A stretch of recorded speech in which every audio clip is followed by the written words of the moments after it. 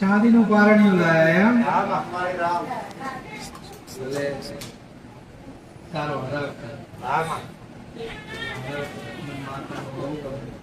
પેલા તમારી વસ્તી માટે હું જેટલું કરું એટલું ઓછું અને એટલું બધું કરવું છે તો એક પણ મારી વસ્તી તો હરખે હરખે હરખાય પણ મારો એક પણ ભાવિક અહીંયાથી નિરાશ ના જાય ને એટલું મારે કરવું છે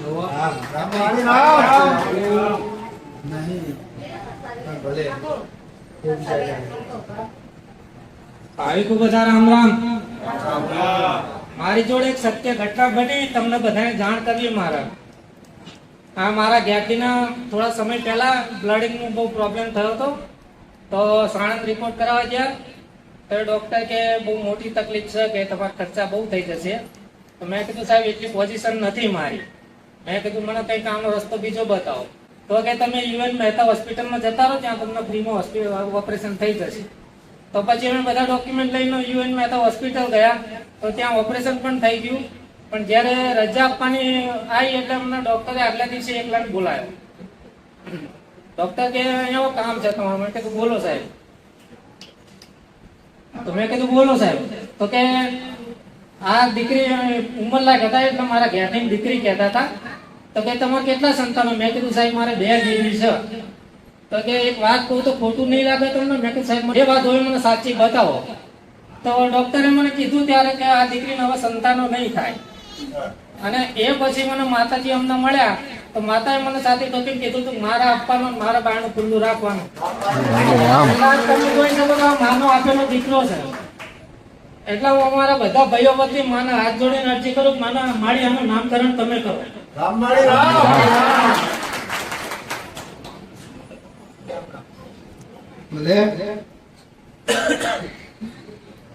દીકરા જો આનાથી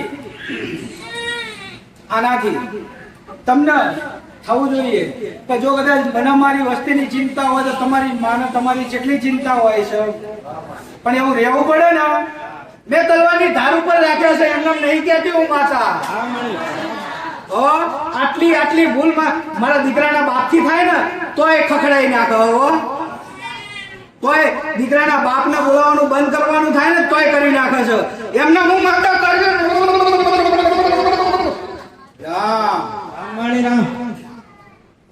એના માટે રહેવું પડે તો મળે અને જરૂર મળે.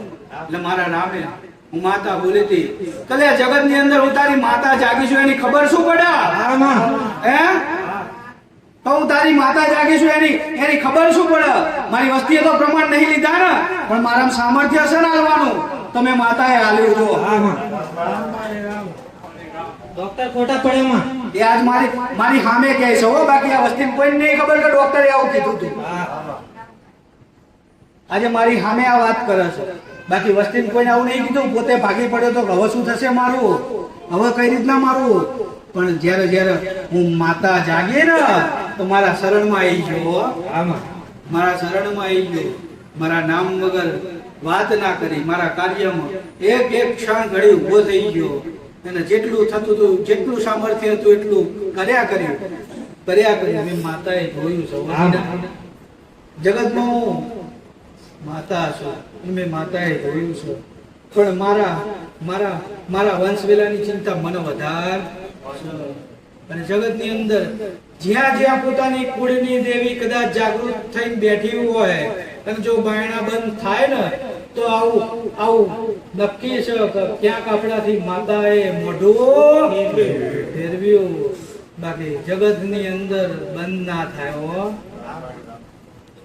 બંધ ના થાય. એટલે ભલે ખૂબ આશીર્વાદ છે મારી રામ.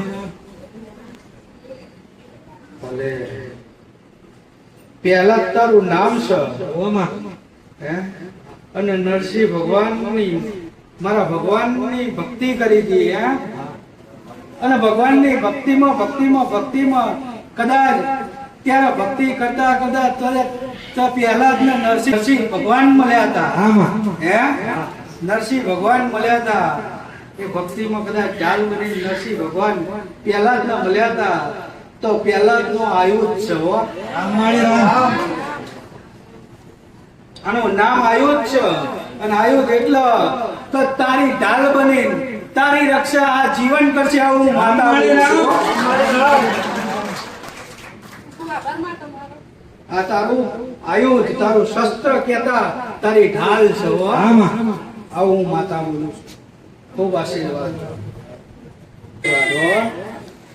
એક મારું જ રૂપ છે, મારું જ રૂપ છે. જ્ઞાન સાથે ભણતર આવજો. જ્ઞાન સાથે ભણતર આવજો. એક દાડો સનાતન ને આગળ વધારશે. આવું મારું મેલેડી ખૂબ આશીર્વાદ હો. રામ માળી રામ.